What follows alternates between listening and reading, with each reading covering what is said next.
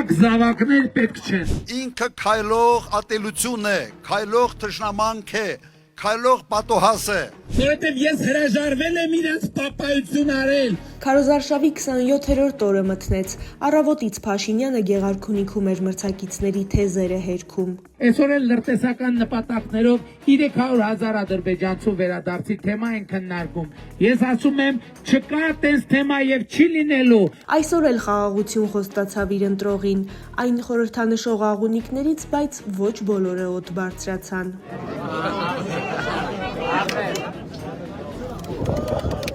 Խոստում հասավ նաև մրցակից Քոչարյանին։ Ինքը այս ընտրություններով միջև քոք մաշելու է ու տենց մաշացել հայտնվելու է բանտում։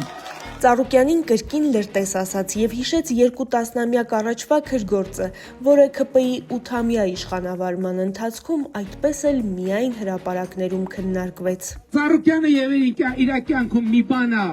ինքնուրույն արել, ոստիկանության ստարշինա եղել ռուս տուրիստ 1000 ներողություն եկեղեցու մեջ բռնաբարելա։ Փաշինյանն իր 3 հիմնական մրցակիցներին մեղադրեց պատերազմի վրա փող աշխատելու մեջ եւ նետեց մարտահրավեր ոչ քաղաքական։ Թող մտնեն ուղիղ եթեր եւ ասեն. Աստվածաշունչը, նոր կտակարանը եւ ավետարանը ինչով են իրարից տարբերվում։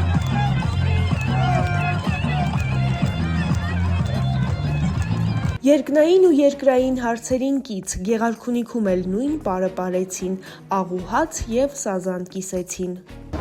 Սևանի սազան առաջի անգամ էի լսում եւ առաջի անգամ կերա եւ շատ համով։ Օրվա վերջում արդեն վարչապետի սիրտը գլուխգործոց ուզեց, Հայաստանի սիմվոլ կամուրջ Սևանի վրա։ Նորատուսից դեպի Արտանիշի թերակղզի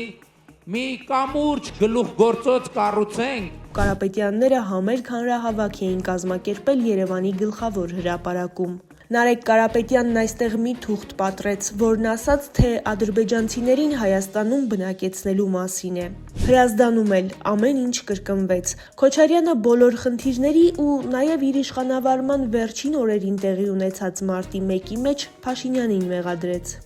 Եվ ինքը խնդրի մաս չէ,